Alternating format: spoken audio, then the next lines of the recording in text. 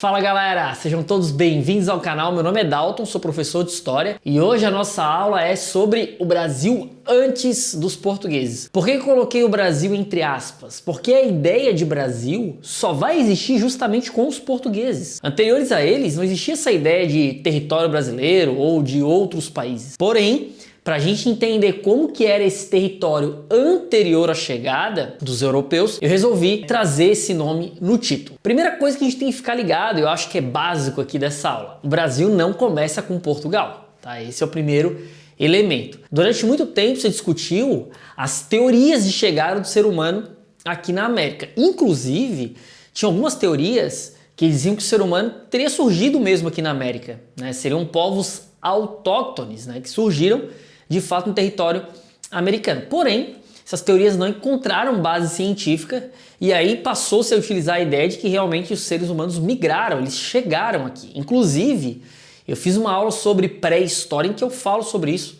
Vou deixar aqui no card e nos comentários para vocês. Essas teorias da chegada do ser humano, elas vão encontrar uma base muito forte na ideia da chegada pelo Estreito de Bering. Segundo essa teoria, grupos humanos teriam migrado da Ásia pelo Estreito de Bering, né, que é uma região ali muito próxima entre a Ásia e a América. No momento de glaciação da Terra, as águas teriam baixado e aí surgiu um caminho. Esse caminho possibilitou a passagem de caçadores, coletores e a chegada aqui na América. Essa teoria, na verdade, é uma das mais famosas e durante muito tempo ela foi uma das únicas teorias utilizadas. Porém, vários pesquisadores começaram a questionar o fato de que na América a gente tem uma série de línguas. Só para vocês terem uma noção, foram catalogadas mais de 2.600 e questionavam o fato de que essas várias línguas, né, as variações linguísticas que existiam,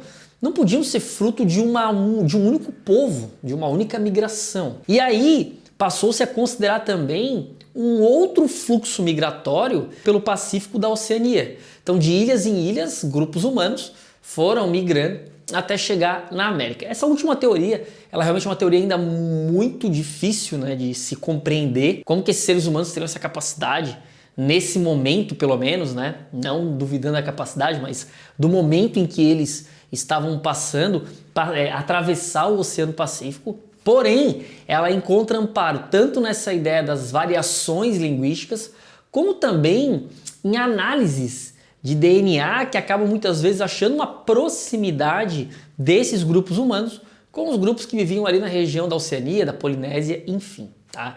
Então são as duas teorias que acabam sendo importantes para entender essa presença humana aqui na América. No caso específico do Brasil, a alçada humana mais antiga registrada aqui no território brasileiro é de uma mulher, é o crânio de uma mulher, que foi batizada de Luzia. Esse crânio ele foi encontrado na região de Lagoa Santa, que fica em Minas Gerais, e ele tem uma datação que varia entre 11 a 13 mil anos atrás. Então um dos vestígios humanos mais antigos que a gente tem na América, e do Brasil é o vestígio humano mais antigo. Sabemos que esses povos no Brasil, no período da pré-história, eles eram tanto caçadores, coletores, né? Então muito provavelmente tinham um estilo de vida próximo àquele que a gente viu do Paleolítico, lá na aula de pré-história, mas também existiam os povos, principalmente no litoral, no sul do Brasil, que formavam os famosos sambaquis. Então os sambaquis também são vestígios importantes.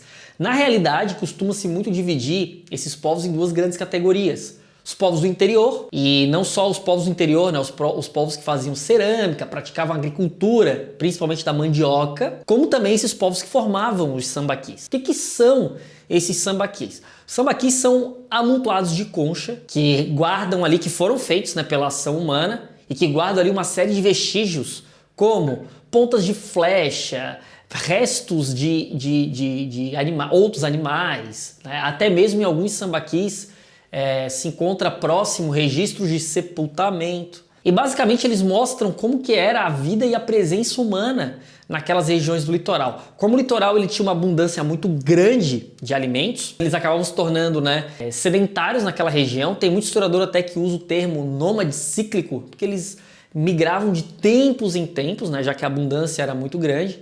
E esses sambaquis, eles são os registros, né, eles são as formas que a gente tem de entender como que era o estilo de vida desses seres humanos. Atualmente o sambaqui, galera, ele é protegido como patrimônio histórico. Ele é uma fonte de estudo desse momento da pré-história.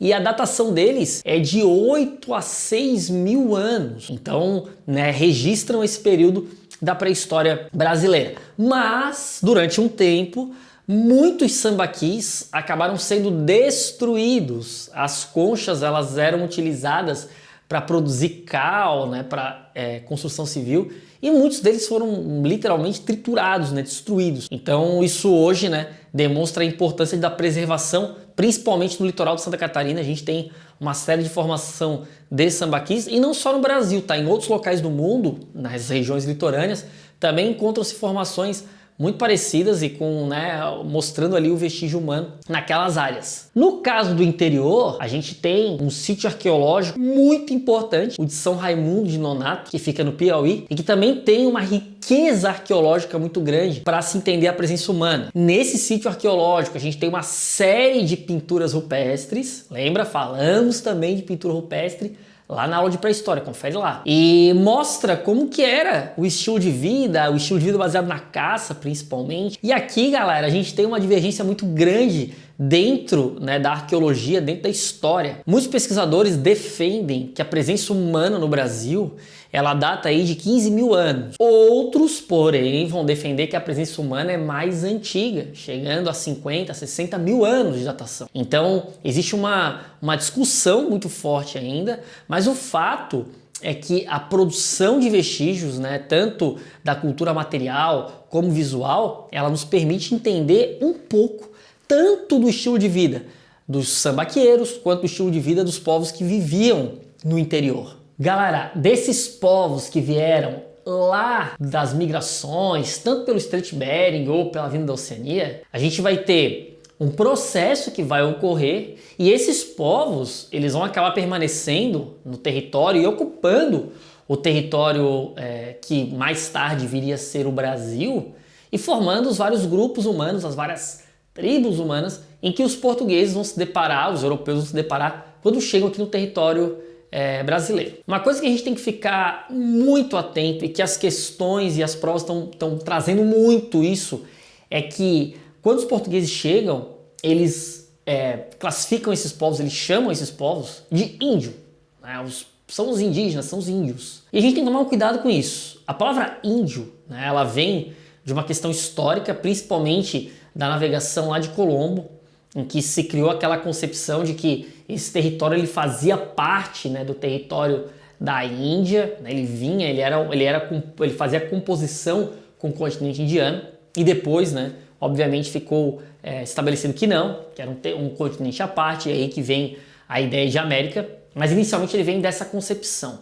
Só que além dele vir dessa concepção, a gente tem que ficar ligado numa coisa. O termo índio, a palavra índio, ela também mostrava um desprezo muito grande que esses europeus, que esses colonizadores tinham em relação aos vários povos que habitavam o território.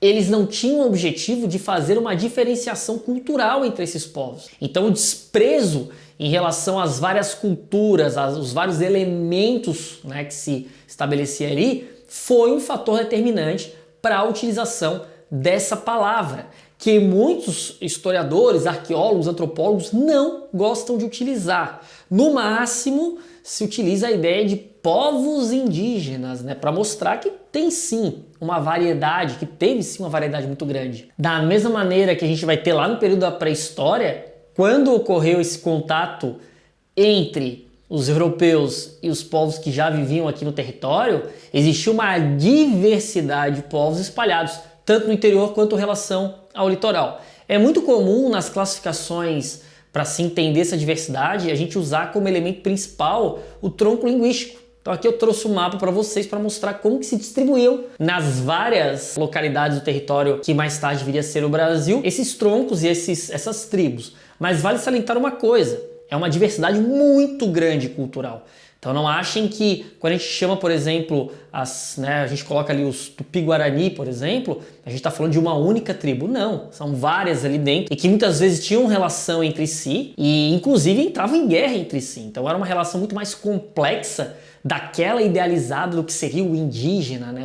Ou, entre aspas, né? O índio brasileiro, que se criou ao longo do tempo e que infelizmente até hoje persiste essa idealização. A cultura é talvez um dos pontos mais importantes e que muitas vezes ou era mal compreendido ou era simplesmente desprezado pelos europeus e viajantes que passavam aqui pelo Brasil. Um elemento eu acho que fundamental e que sempre aparece nesse momento, né, nessa ideia do contato, é o famoso ritual de antropofagia. Esse ritual ele era feito por várias tribos no território brasileiro e que consistia em, quando ocorresse uma guerra, os inimigos de guerra que eram aprisionados e aqueles que eram corajosos, destemidos, fortes guerreiros, eles eram submetidos a um ritual em que eles seriam mortos e comidos pelos membros da tribo inimiga.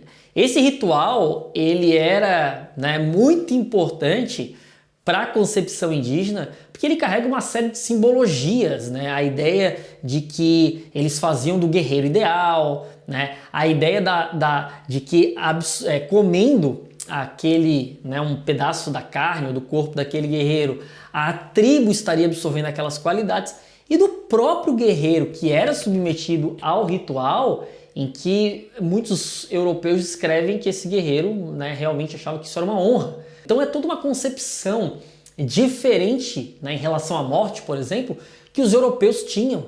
Galera, para finalizar nossa aula, outro elemento extremamente importante, né, o contato, agora entrando um pouquinho já nesse contato com os colonizadores. Foi extremamente violento e muitas vezes a historiografia tradicional tentou, de certa maneira, camuflar essa violência. A gente até vai falar um pouquinho disso na próxima aula, quando a gente começar a falar de Brasil pré-colonial.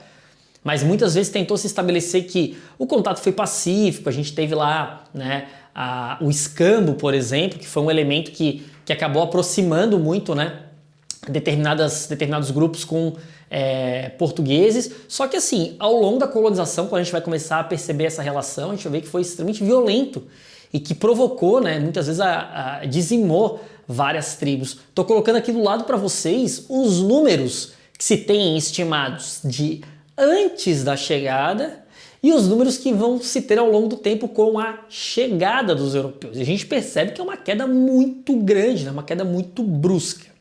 Atualmente, a situação desses grupos também não é nada favorável. A gente ainda tem muito conflito em relação às terras que determinados grupos indígenas têm e que muitas vezes fazendeiros, garimpeiros, grileiros, né, querem ter a posse, mesmo que a Constituição de 88 preserve, né, e garanta o acesso a essas terras. Outro elemento que é fundamental a gente entender, a gente compreender, é que a cultura indígena, né, a cultura desses povos, ela ajudou, e não só ajudou, ela é um dos grandes fatores que determinou a construção desse Brasil também. Então, muitas coisas que a gente faz hoje e que a gente muitas vezes encara isso como parte, né, da cultura, parte do que é ser brasileiro, tem sim raiz nessa cultura indígena. Como a própria língua, né? Vou colocar aqui um monte de palavra que a gente fala e que a gente nem se toca, que é indígena. O hábito de tomar banho todos os dias. Várias plantas medicinais que muitas vezes eram de conhecimento indígena passaram para os europeus através ali dos jesuítas, as próprias drogas do sertão que também foram utilizadas com esse objetivo, vem desse conhecimento desses povos que já habitavam o Brasil. Além disso, não podemos esquecer da famosa farinha de mandioca, que é tão famosa aí em todo o território brasileiro e que também é um elemento muito forte da contribuição indígena na nossa cultura. Galera, então é isso, espero que vocês tenham gostado da aula. Se gostou, galera, deixa aquele comentário, curta o vídeo e se inscreva no canal. Toda semana tem videoaula para quem está estudando aí, que precisa desses conteúdos, e também todas as quartas tem um vídeo temático aí bem interessante, bem legal de história, para ampliar ainda mais o nosso conhecimento. Beleza? Eu vou ficando por aqui, até a próxima. Valeu, galera!